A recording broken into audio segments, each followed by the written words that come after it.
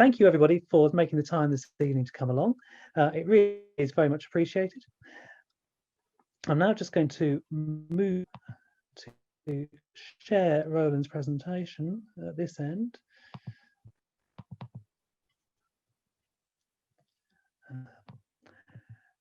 But before we begin, sorry,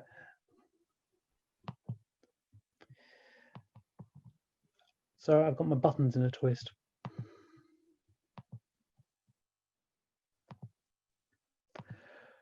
Right, wonderful. Apologies for that.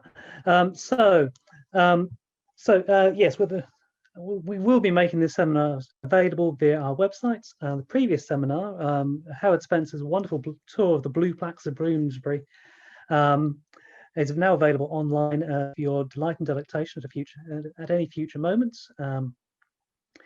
Please keep yourself muted during the course of Roland's presentation. There will be an opportunity to ask questions either in the chat throughout or at the end in person, or indeed through the chat if you don't really want to appear on screen.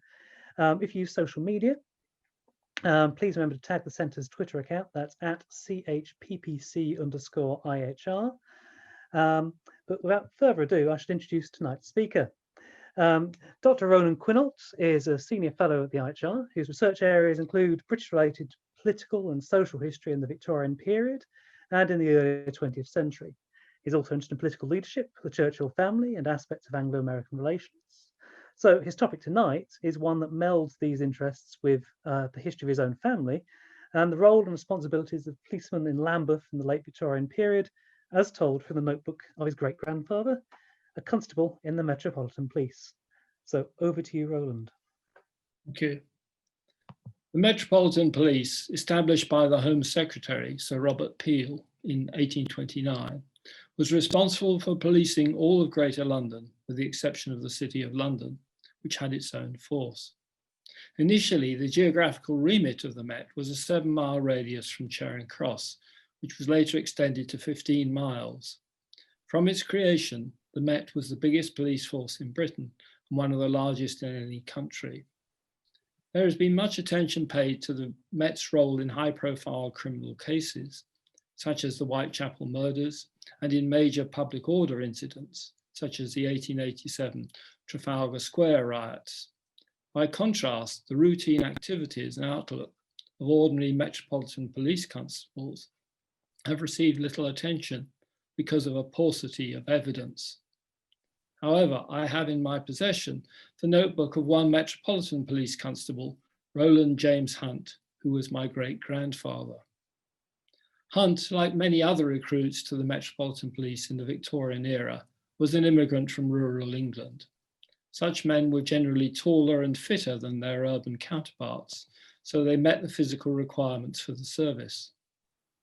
Although the pay scale for Met constables was poor by London standards, it was much higher than agricultural wages. In the countryside, moreover, the demand for labour was reducing due to the agricultural depression. By contrast, the Met had a continual need for new recruits to keep up with the rapid expansion of London's population, the largest city in the world at that time. Furthermore, the government's concern that London, as the national capital, should be strongly policed, ensured that there were twice as many police per capita in Greater London than in the rest of England and Wales. By 1888, the Met numbered over 14,000 men and was steadily increasing in size. Rowland Hunt was born in 1860 in his family's cottage at Upper Clapford, a village near Andover in Hampshire. His father was a foundryman at the local Tasker Iron Works, which was a leading maker of agricultural implements. It's unclear why Hunt did not follow his father at Tasker's or join the local constabulary rather than the Metropolitan Police. The pay of a novice Met policeman was not much higher than that of a Hampshire county constable, and housing costs in London were higher. However, the conditions of service in the Met were better in some respects. Accommodation was provided for young single men at police stations, and a lodging allowance was given to married men. Compensation was paid for injuries suffered on duty, while in the event of death, there were allowances for widows and children. Those and other benefits, combined with the steady nature of the work, ensure that the Met policemen have better conditions of employment than most other working men. Would you show the second slide, please?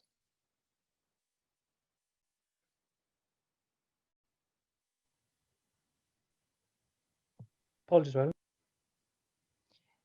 Is it possible also, Adam, to switch to presentation view for the slides? It should be. Give me a second. That'd be great, thanks. Let me just stop screen sharing for a second.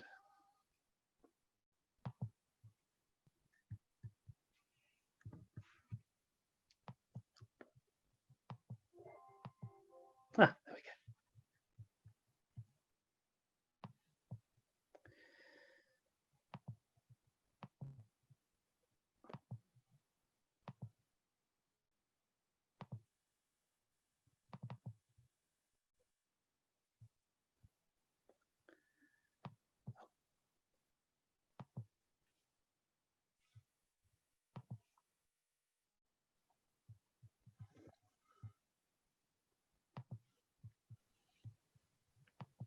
It's a wonderful way of building suspense, isn't it?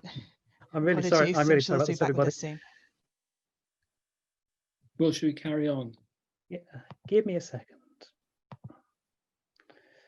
Right, reduce the number of windows. So this was open, it was working fine, and now it's not.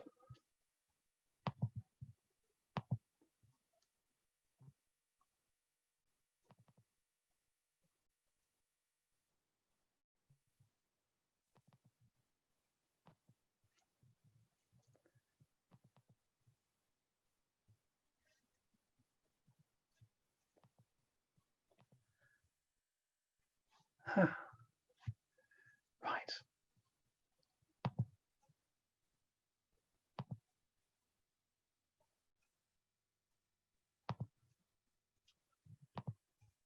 How's that? Can it be seen? Yes, it can. Yes. Sorry about that, everybody. Yeah. Go ahead, Roland. On the screen. Sorry. Go ahead, Roland. Picture is on the screen. Yeah. The picture is, in fact, is of a City of London policeman, not a member of the Metropolitan Police. I couldn't find one of the Met of this period. The city police had a different crest on their helmet, and they were also 6 inches taller than their Met counterparts. But otherwise, the uniforms are much the same. In May 1883, at the age of 22, Hunt became PC 255 in the Lambeth L Division of the Metropolitan Police. He was assigned to the Kennington Road police station. At that time, the parish of Lambeth had a population of over 250,000 and was a largely, though not exclusively, poor working class district. Lambeth's working class culture was described in George Gissing's 1887 novel, Thurza, and in Somerset Maugham's 1897 novel, Lisa of Lambeth, which partly reflected his experiences as a young doctor at St. Thomas's Hospital. Lambeth also had a reputation as a centre of criminality. Clarence Rooke, the author of the widely read 1899 study, The Hooligan Nights, claimed that the area around Lambeth Walk was the home of the hooligan, a compact colony of sturdy young villains who had a grievance against society and were determined to get their own back. For a decade, from 1887 to 1897, Roland Hunt kept a notebook in which he wrote entries mostly related to his police work. The notebook is not a personal diary, and many of the entries were apparently copied from other sources. Nevertheless, the notebook provides evidence relating both to Hunt's police duties and the issues that he dealt with. The entries are written in a cursive and legible hand with no crossings out, evidence that Hunt was an assured writer. In some places, he wrote out lists of words which appear to have been a spelling bee and perhaps a way of enriching his vocabulary. The notebook also illustrates his proficiency in basic arithmetic. There are many pages with calculations of reduction and addition, although it's unclear what they related to. The character of the notebook suggests that Hunt had received a good general education in the 3 R's, perhaps at one of the new rural schools established after the 1870 Education Act. Hunt entered tables in the notebook indicating the days and hours when he was on duty and the nature of that service, whether beat patrol, point duty, or special duty. Occasionally, he had time off to attend a police court when it dealt with persons whom he had arrested.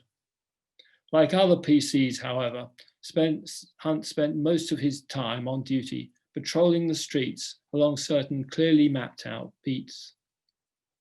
Lambeth, like other divisions of the Met, was intensely patrolled. It was claimed that a Met policeman passed each location every 15 minutes. Hunt's daytime beat patrols usually lasted for 4 hours, from 9 to 1 or from 5 to 9 p.m.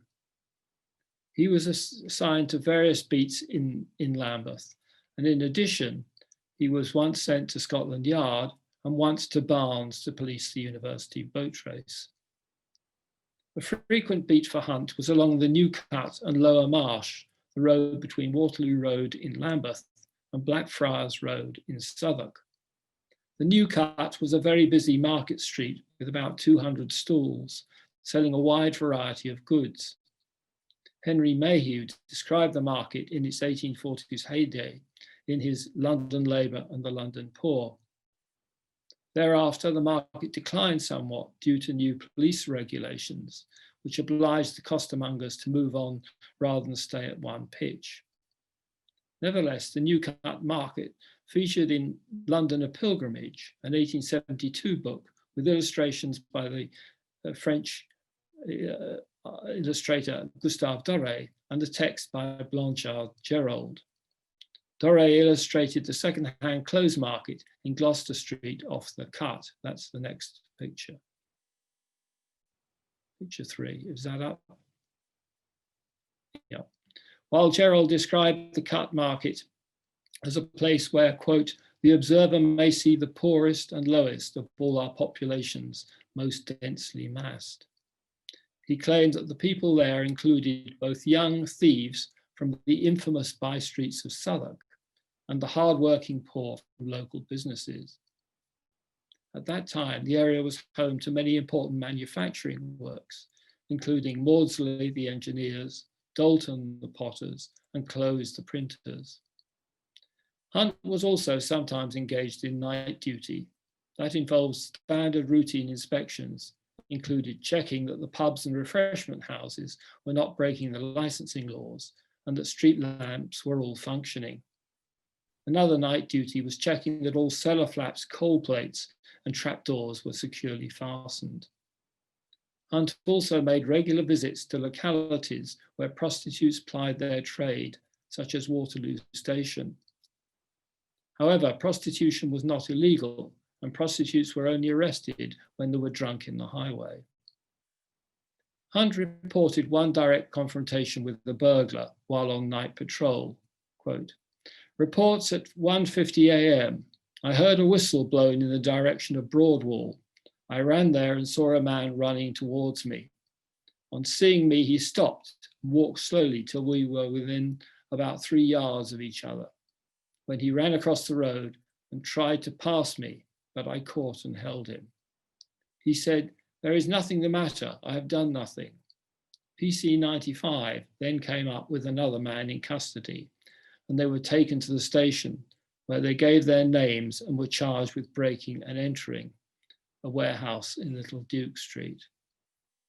2 men were in their late 20s and homeless. They were subsequently sentenced to 18 months hard labor. Catching a burglar red-handed was, however, exceptional, and there were no other such incidents recorded in Hunt's notebook. The next slide, please. Next slide. Called taken in charge. This may be a posed photograph. It's impossible to tell, but the scene it depicted was common enough. Most arrests reported by Hunt were for being drunk and disorderly. The majority were of men, but they also included a significant number of women, particularly prostitutes. they were usually sentenced to a fine of a few shillings or a few days in prison. One drunken, disorderly man struck Hunt in the face. The magistrate sentenced him to a 10-shilling fine or 7 days detention. Hunt did not report any other attack on his person, although assaults on policemen, often by inebriated men, were not uncommon.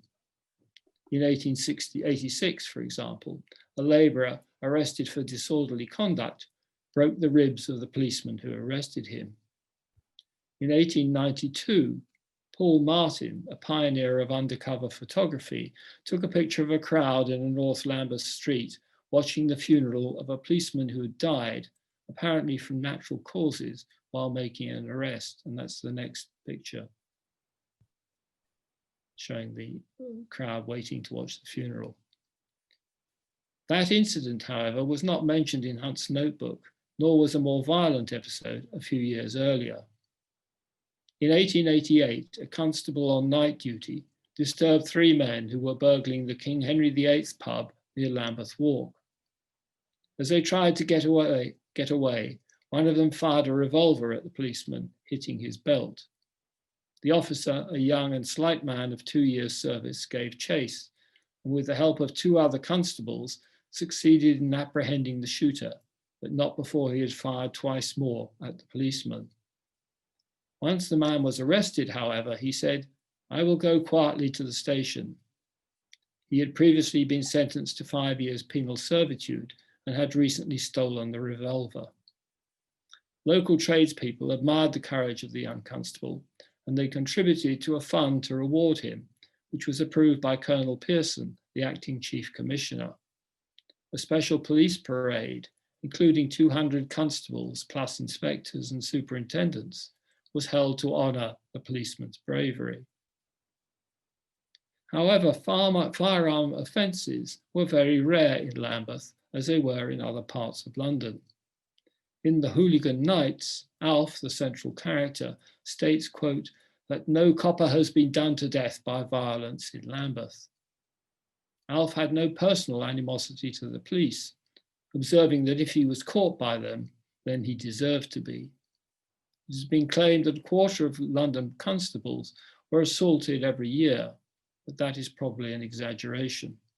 Certainly Hunt did not record a serious assault on himself in his notebook.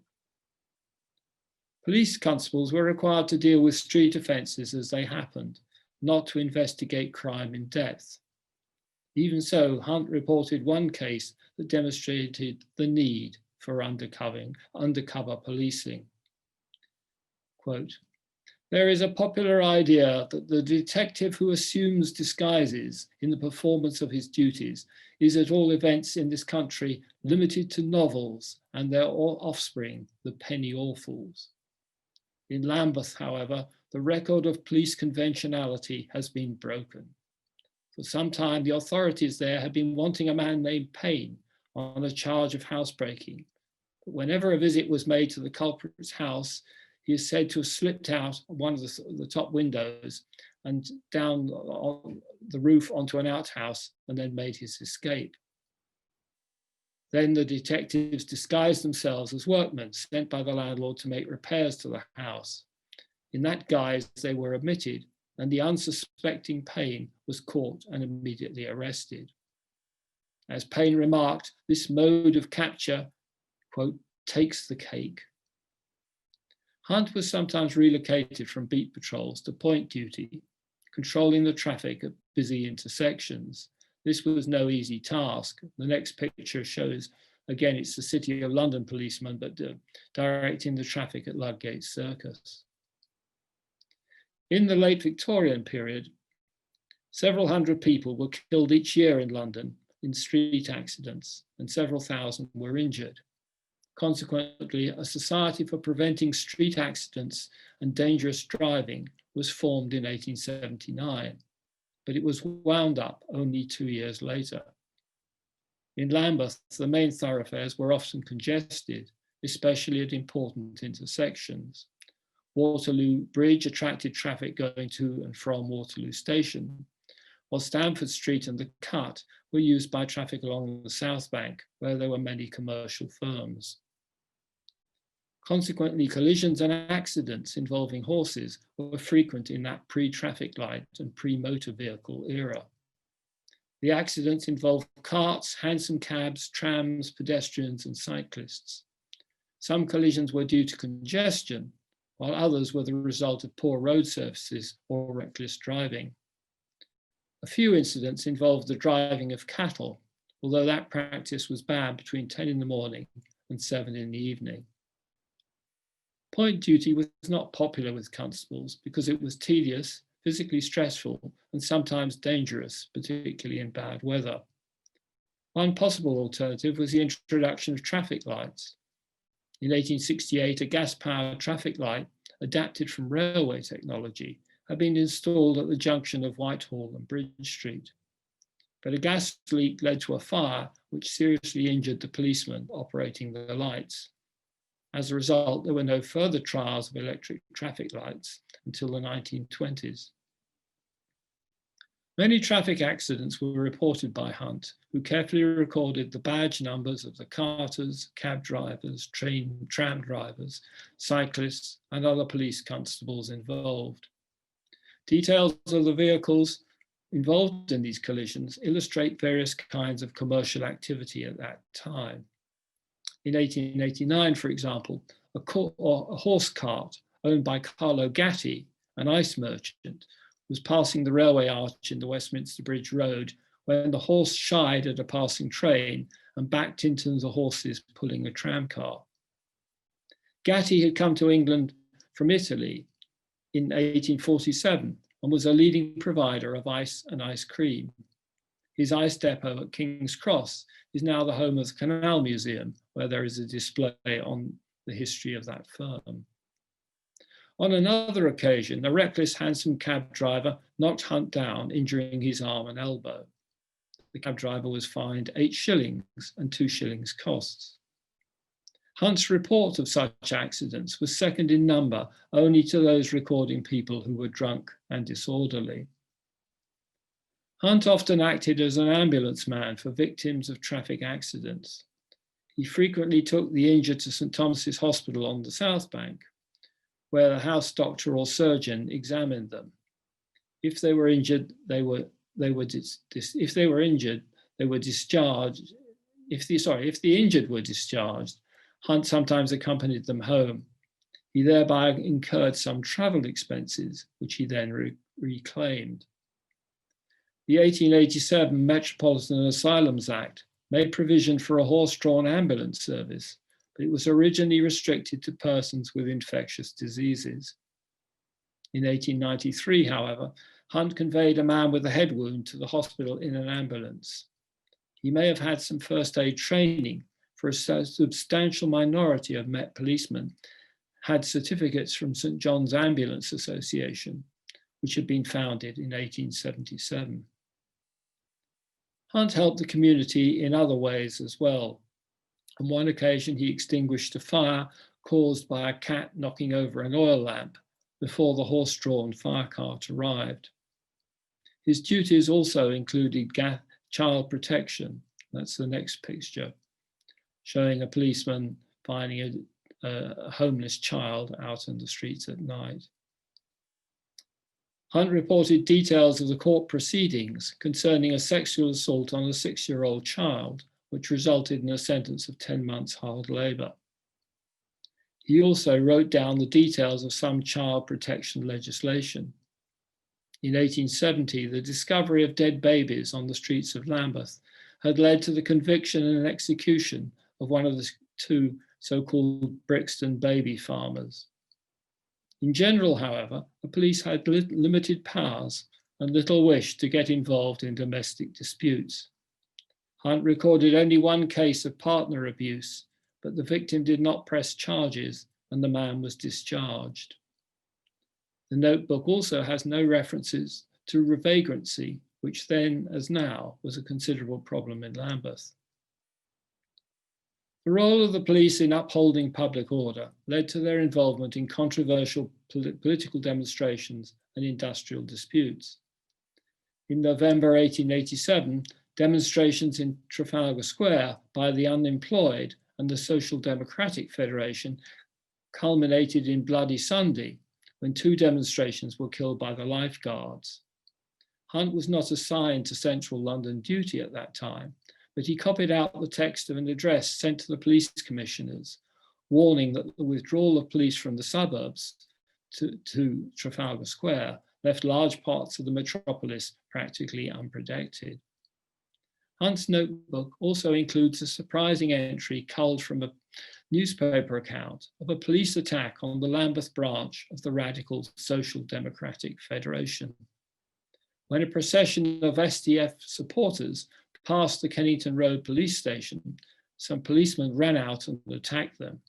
They broke up the instruments of the SDF's drum and fife bandsmen, and an inspector shouted to his men, "Give it to them, the scoundrels."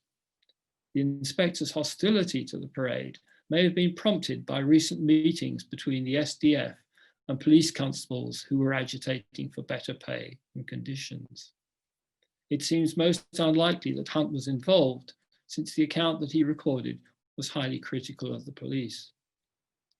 In the late 1880s, there was a wave of trade union militancy known as the New Unionism.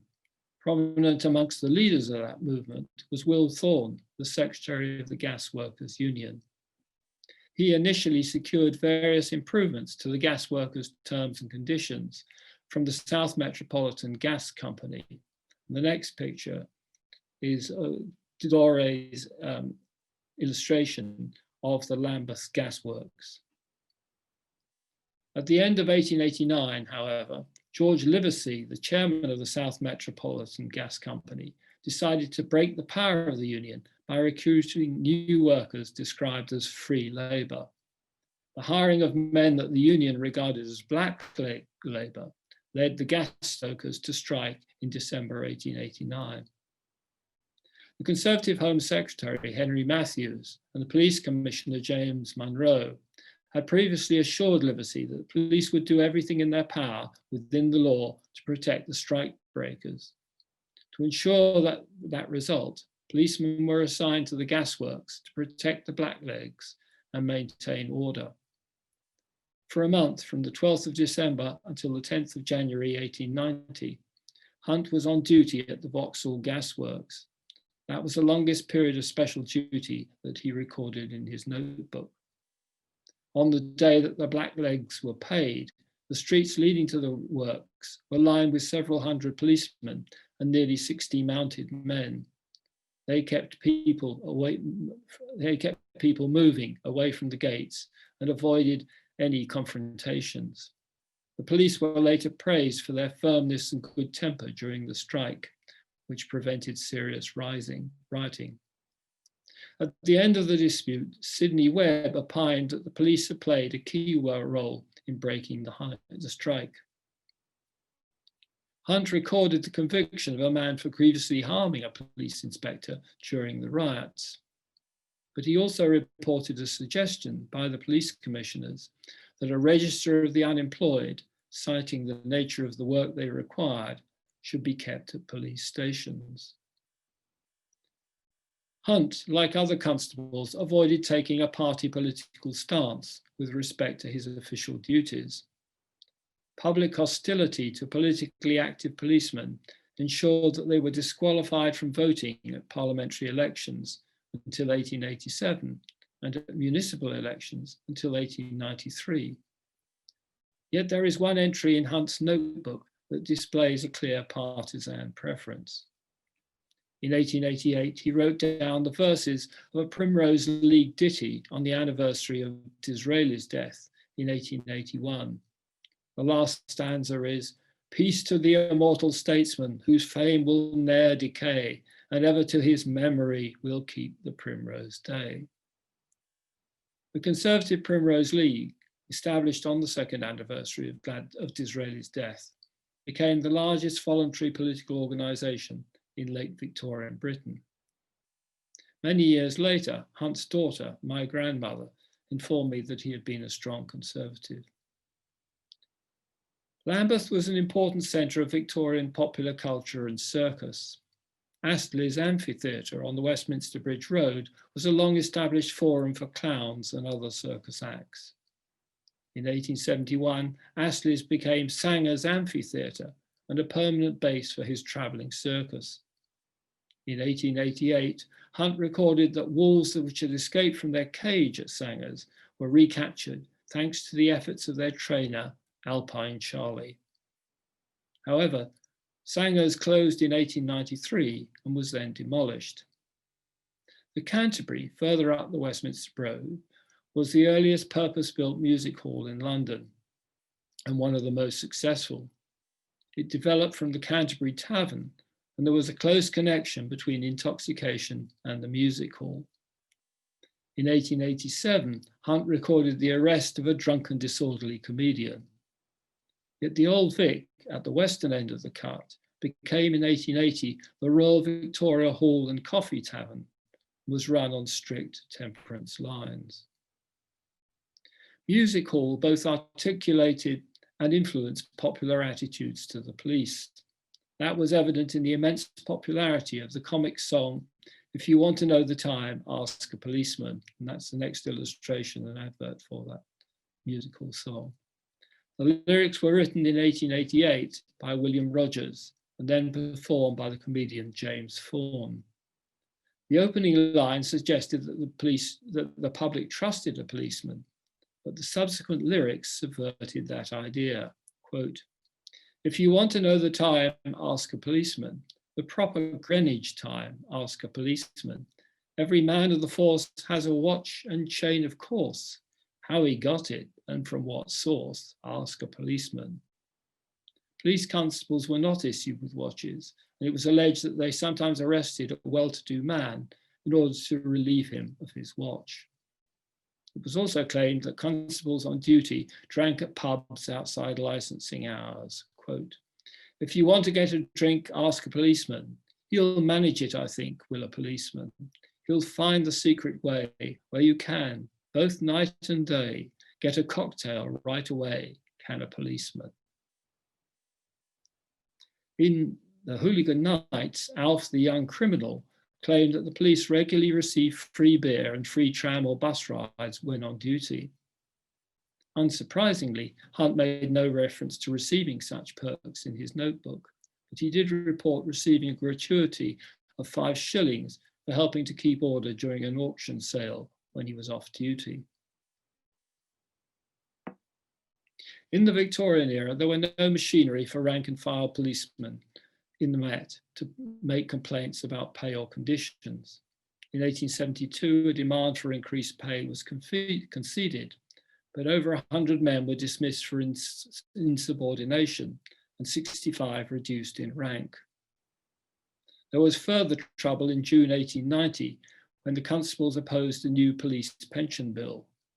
When the police commissioner refused to negotiate with the men, over 100 of them refused to go on duty and protested outside Bow Street police station. The authorities responded by dismissing 40 men and deploying the foot guards to maintain order, which led to the end of the unrest. Hunt reported that Henry Matthews, the Home Secretary, had at last been prevailed upon to do something to meet the just pay claims of the Met Police. The current 3 classes of constable would be replaced by just 1, starting at 24 shillings a week, then rising by a shilling a week each year to 32 shillings. The pay of sergeants would begin at 34 shillings a week and rise to 40 shillings, which was described as, quote, "surely no great sum to recompense a man who has such responsibility and must possess much intelligence." Hunt reported that something had to be done for the married constables in the Central Division, in which house rent was so costly. He pointed out that married constables had been more conciliatory than the single men during the recent pay dispute.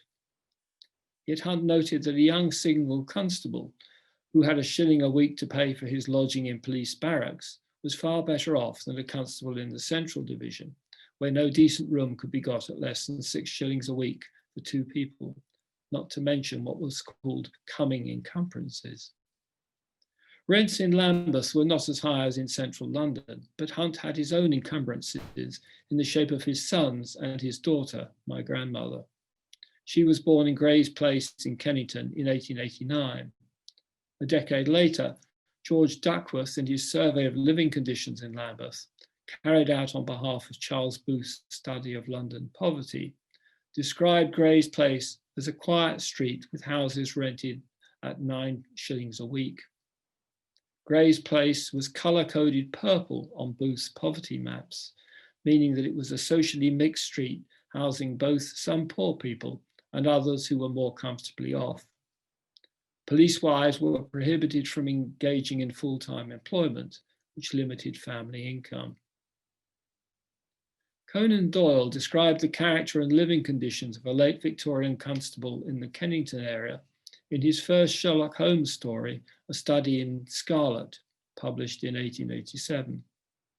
Constable Rance, while on night patrol, finds a dead man in a house off the Brixton Road.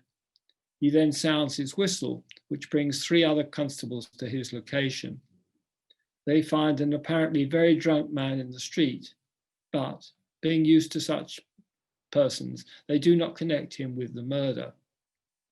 When Holmes becomes involved with the case, he visits the home of PC Rance.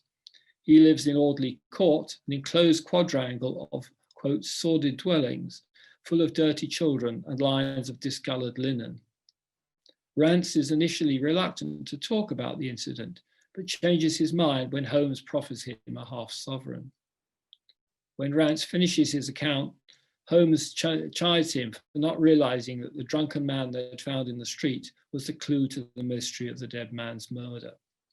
He tells Rance, "You will never rise in the force because you have missed the opportunity to gain sergeant's stripes." Several notebook entries illustrate the diversity of accents, dialects, and language in Victorian Lambeth. Hunt, as an immigrant from rural Hampshire, presumably spoke with a country accent when he first came to London. It is likely, however, that he soon acquired a typical London accent. He noted that a West Country man who applied for assistance in getting employment spoke in broad Devon and addressed the magistrate as "Sir" rather than "Sir." The magistrate ordered the court to pay the man's fare back to Exeter. Hunt also recorded a case at Southwark Sessions of mutual harm brought against 2 men known as Big Jim and Black Chris from the lower quarters of the borough.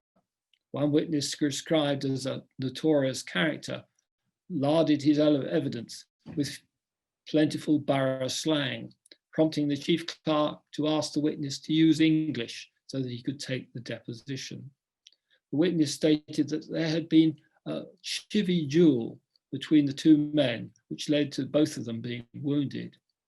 It's not clear what a chivvy is in that context. It may have been a slang word for a chisel or a term meaning a series of petty assaults.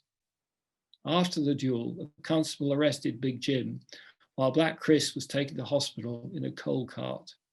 The witness to the duel denied that he had drunk 30 or 40 pots of beer that day, but admitted that he could not get out of bed unless he had 2 or 3 liveners, prompting loud laughter in the court. Metropolitan policemen were required to use standard terminology when carrying out their duties. Hunt recorded that the police commissioners were highly critical of policemen who used slang phrases such as "run them in" instead of "taking them into custody." The phrase "run them in" had been popularised by the English version of the Gendarmes song from a comic opera by Offenbach. The commissioners insisted that the power of arrest must be gravely exercised and warned that policemen who used slang would be severely punished. They also laid down strict conditions for recording evidence that might be used in law court. Constables were told to write down statements in the very words used by the arrested persons and to supply superior officers with an exact copy of that statement in his own handwriting. Policemen were also expected to give detailed descriptions of individuals and items of interest. One example is Hunt's description of a prostitute: height 5 feet, complexion and hair fair, dress grey trimmed with black braid, long brown coat, black straw hat trimmed with red ribbon, patent leather slippers and shoes. The notebook also includes reports of some crimes in various parts of Britain far removed from Lambeth. Hunt, however, made no mention of the Ripper murders in Whitechapel, even though such attacks were very unusual. In 1899, the Commissioner of the Met reported that there were only 21 murders in the whole of London that year. Some of Hunt's notebook entries had nothing to do with his police duties, but reflected his interest in a wide variety of other topics. One entry was on icebergs, which foreshadowed the Titanic disaster, while two others were curious Negro sermons. There is little evidence in the notebook of a strong esprit de corps amongst police constables. They had little opportunity to socialize with each other, given the nature and timing of their duties. Although they came to each other's aid if summoned by whistle, the married constables had little contact otherwise.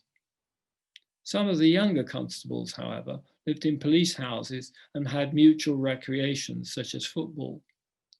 Even so, many single men left the force within a year of joining.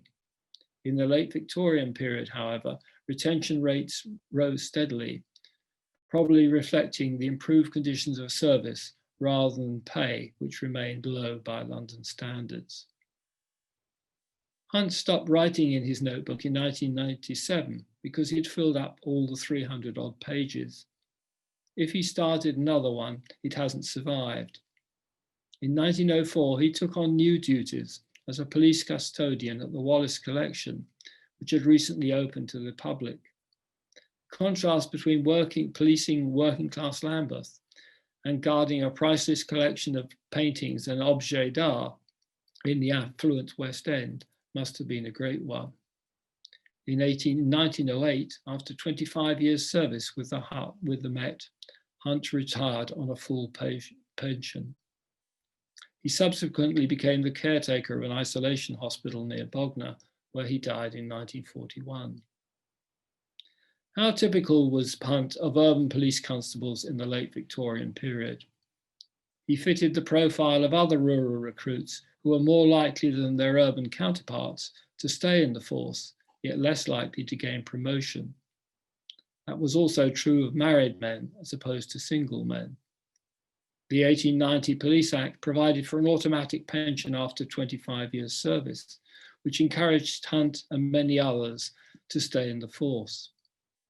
The prominence of drunks and traffic accidents in his notebook, rather than theft or violent crime, is a reminder that most policing dealt with minor street misdemeanors.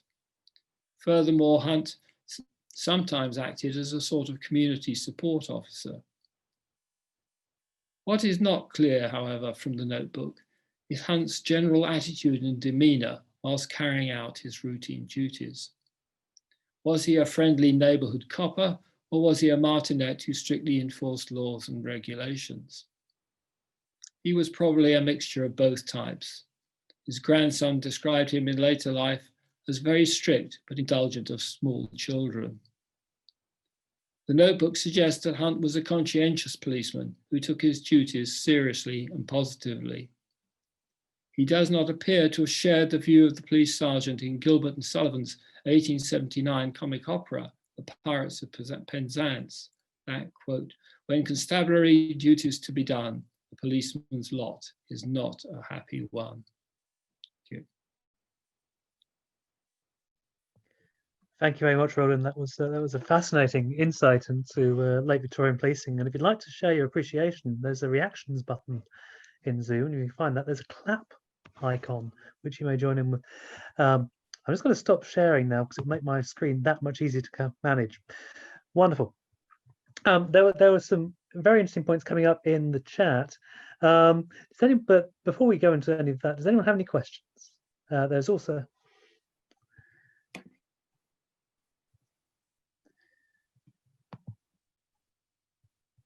Excellent. So have you put your...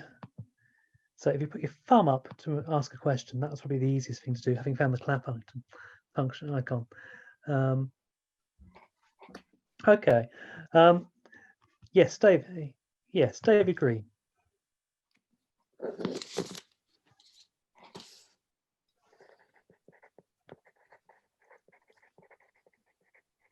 David, your microphone doesn't appear to be switched on. So I've unmuted you, but I can't hear you. Let me go back and work on that. Different platforms steal each other's microphones. I will investigate and come back. Yes, that's okay. That sounds sensible. Yes, question from Hazel Reed, which is probably a more general question. Is it possible to find records of other records of police officers for this era? So I suppose, who was Constable 95, for example? Is it possible to find that out? There's no easy way of finding. I mean, the records of the Metropolitan Police, which aren't very forthcoming in this respect. I mean, they'll tell you when someone joined the police and when they left the police, but there's very little other information given about personal details of individual officers. Mm-hmm. Okay, as a question from Christopher Curry is whether this will become an article in its own right or whether this is just sort of a one-off talk. Between the two, I think. Somewhere between the two, okay. No. Oh, that's fine. There's a point regarding the previous question from Edward Smith, who's a curatorial assistant at the Metropolitan Police. He says it can help with family history of individual officers. If you'd like to email, that is heritagecentre@met.police.uk. So a question from Rebecca. A question from Andy Bliss there, is that? Yeah, a couple of comments and a question. Thank you. Can you hear me okay? Yes, can hear you loud. Yeah, brilliant. Yeah, thank you very much for that, Roland. Really fascinating. A chivvy duel. I think you'll find the word chiv is still used in the South London vernacular to mean a knife. So it's a knife fight potentially. That's interesting. Yeah, thank you. Yeah. A comment just about your sort of rich variety of sources. I don't know if you've looked at all at the booth maps of poverty in London. Yeah. I mentioned it. I didn't catch that, but the researchers, when they went and did their kind of street walks, actually did those walks with generally police officers of constable or sergeant rank, and no doubt will have talked about many of the venues involved. So I just think that might be an interesting avenue to do even more on in the future, because they're actually, if you like, history, local geography being described by the police constables in great detail. The key question I really wanted to ask you, Roland, was what do you think the purpose of this notebook was? Initially, I got the impression that you were talking about a police official Met issue notebook, but this clearly wasn't one of those. Is he writing for an audience? Is he writing anecdotes about his duties that are of particular interest? What's your kind of view on that? Yeah, well, you've raised an important point, and it's one that there's no simple answer to. I mean, initially one would think this is purely an official record, listing the times that he's on duty and things like that. But that's only a small amount of the text. Most of it is taken up with other comments, either more general points about policing, or occasional accounts of serious criminal activity. So it's very hard to know. I mean, I get the impression that notebooks were very common, that policemen would all of them have, because they had to record the details of each case. But whether his notebook was, as it were, unusual in having a great deal of other material, I'm unclear. There aren't many notebooks surviving, and the ones that I'm aware of come from outside London, particularly in the north. So there's not that much to compare it with. So let's see. I'll come to David Green's question in a second, but Joyce Ireland has been very patiently waiting. So off you go, Joyce. Am I unmuted now? You're unmuted, yes. Yeah, you're unmuted. Fine. Hello, Roland. Thank you. Very interesting. Did Hunt often go back to Hampshire, and did he make any comments about policing in the area of his home? Yeah, he certainly went back. His holidays were nearly all spent with his family in or around Andover.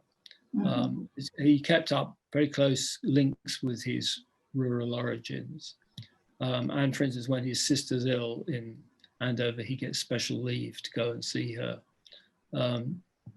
So yes, the connections are very good. Also, I wondered whether the fact that he was recruited into the Lambeth police force had anything to do with the fact that, of course, Lambeth is by Waterloo Station, the main railway link to Andover and Hampshire and that part of the world. And again, I'm not clear enough of how, when people who joined the Met, whether they had any say in where they were located.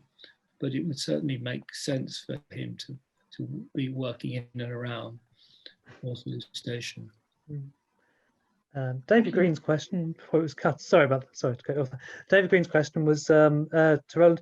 Do you have any evidence of sickness from the diary? The police had very high rates of sickness absence, up to 65% or more in any given year in the 1880s. So do you wonder if Roland noticed his absences? As far as I can see, that he had no serious health problems in the decade that the notebook covers. Okay. Julian Duffus. And you're unmuted now, Julian. Yes, I was just interested to know the comparison between working class industrial wages and that of the police service, whether you'd be better off working in a factory or working in a shop, or whether it was about even Stevens. Any sort of idea of the comparisons? Well, it was always said, of course, that the London Met policemen were poorly paid by comparison with what wages were generally in London. As I made the point in the paper, the advantage of being in the police was the other side benefits that you got. The pension, particularly, is important, and also, compensation for the event of accidents or death and for the family. Rural wages were lower though than Met rate wages. I mean, that's to say the agricultural labourer considerably below that of one thing that he could have, in theory, have joined the Hampshire Constabulary, where the wages were almost as good as they were with the Metropolitan Police. But then, of course, that was a much smaller force. It may be simply that there was no opportunities to join the Hampshire Police. Thank you. Thank you. There's a question here from Robin Rolls, which is, does the notebook shed any light on relations between the City Police and the Met Police? No, it's a proper police question, the London policing question. It's a good question, but I've seen no evidence of that. Okay. I mean, no, it's a simple answer is I haven't found any. That's simple. This question from Rebecca Winter asked for the chat, which is whether the notebooks shed any light on questions of suicide or mental illness in Hall's experience. No, it's rather like a number of areas like vagrancy, like child protection. I think there's very little, and suicide doesn't feature in the notebook, at least as far as I can gather. Are there any more questions, or are there any questions that I've missed? Actually, Richard. Yes, Richard. Can you hear me? Yeah, I can hear you loud and clear, Richard. Yeah. So first question is really about the sentiment of the working lower echelons of the area towards the police. I mean, it was often generally said that, I mean, for example, if you read any book on the Craze, the whole view of the working class was meant to be hostile towards the police in the East End. And the other question is about, does he reflect in the notebooks over the years about crime being up or down in particular decades? You know, does he ever talk about trends? Thank you. No, he doesn't ever talk about trends. And there's no evidence in the notebook that he regarded the public as generally hostile towards the police. I mean, you know, he mentions one or two individual cases. Obviously, as for instance, when he's drunk, he's hit by a drunken disorderly man, but there's no implication there or any, that this is part of a wider hostility to the police. There's a point from Wendy Hu. Sorry, I've lost your surname there, Wendy. Wendy Toole, one of the IHR's PhD students, actually. There's a notebook from 1886 to 1890 kept by a P.C. Bendel of Paddington, the City of Westminster Archives. Has a similar assortment of police notes and general jottings, which, once archives are open again, of course, is available to view there. If that's of any interest to anyone here or to Roland in particular. Thank you. Yes, apparently there's more examples coming up now. There's the Surrey History Centre has a list of special constables appointed in 1848 in Lambeth, although that's again slightly different. It's more an official record. Various questions about whether this paper is available online. Well, the recording will be, but whether it's available in a written form, that's down to Roland, and I can't answer for him. Roland. Well, I mean, I do intend to publish it, but I've got more work to do. Sure. Are there any more questions at this point? Richard, do you have another question? Sorry. I have a question. Thank you. Yeah. Yeah. Roland, yeah, I found that very interesting, both from a personal point of view and a professional point of view. My own great-great-grandfather came from Cornwall to be a policeman in Westminster in about 1850. And in his case, it coincided with his marriage back in Cornwall. And the first thing they did after they were married was clearly migrate to London. And so I was wondering, in your case, whether you're, where does your great-grandfather's marriage and starting to have children tie into his becoming a policeman? And then the question at the other end of the life cycle is that clearly he stayed a policeman for a very long time, but he stayed at constable status. And you did make some mention about constables getting promotion if they did certain things and not if they did other things. But how common was it for a constable even to get one step up the ladder? It was quite difficult. Of course, the retention rates for personnel in the force were very high, very low in the earlier Victorian period. They gradually improved, and as the century went on, mainly because of things like the introduction of a guaranteed pension after 25 years of service. He actually joins the Metropolitan Police as a single man and then gets married and has children. So it's the other way around to your relative. Mm. What was the other thing you were asking about? Well, in a sense, those were the two things. One was how it tied into his sort of family life cycle.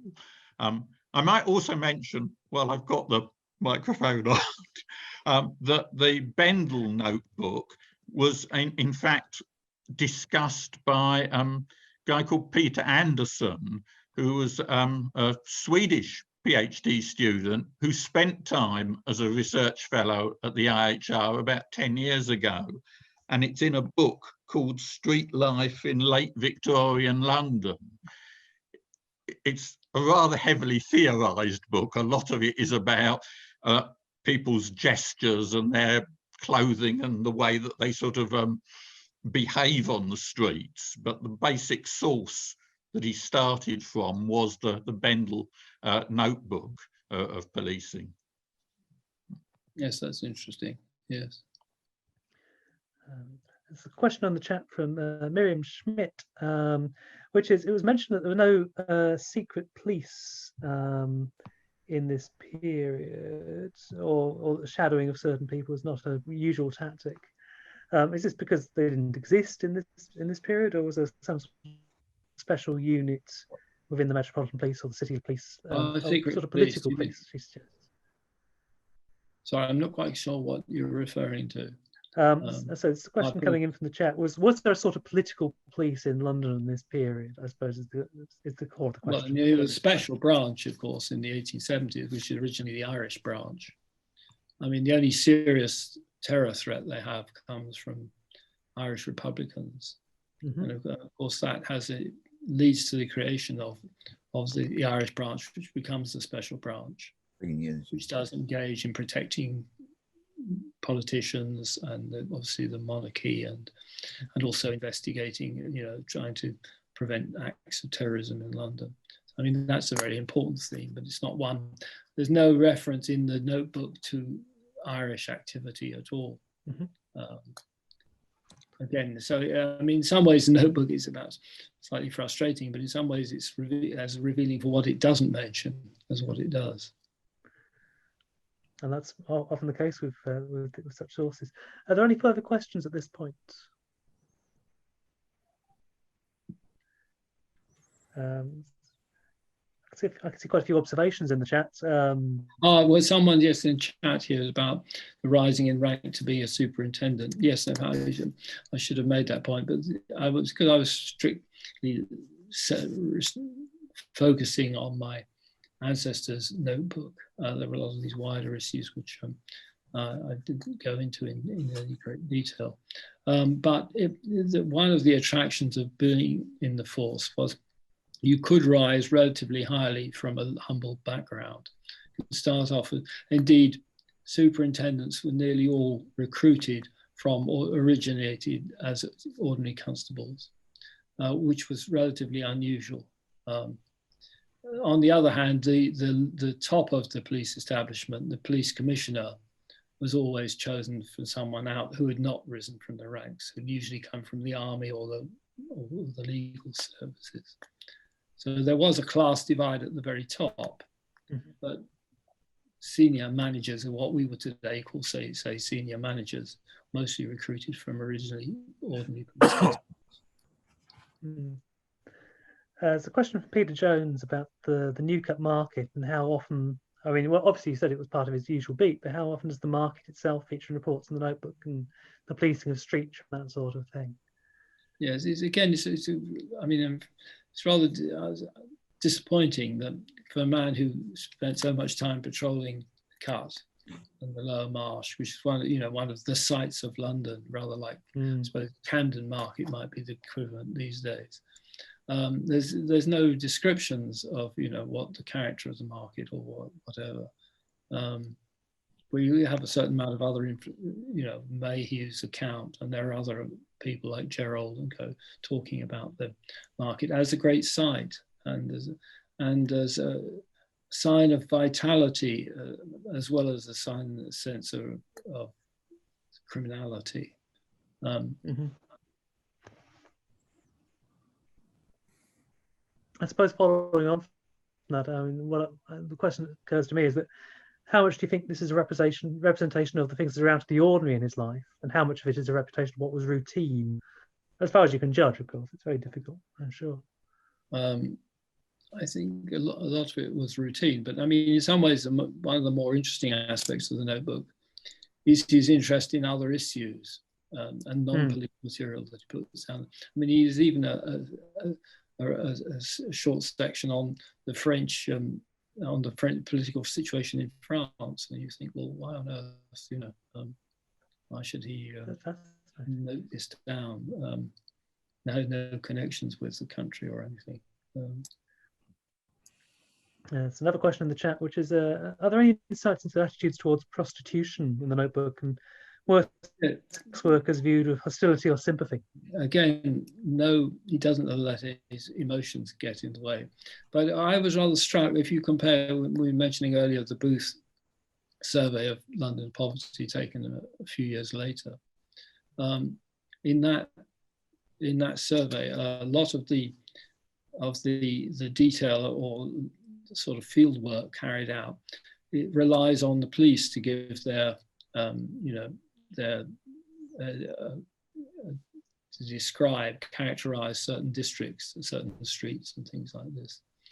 And in the Booth survey, the local police, who some years on from my ancestor, the police in that occasion are much more, have a more what you might call a generally negative view of the neighborhood, particularly in relation to prostitution. I mean, they make lots of references to prostitutes as a sort of major problem, whereas Hunt, they're mentioned, they're described, but there's no sort of moralizing or no sort of general remarks made about them. And I just wondered to how reliable some of these police comments are to the Booth survey. So of course, it's very hard to prove it, point one way or the other.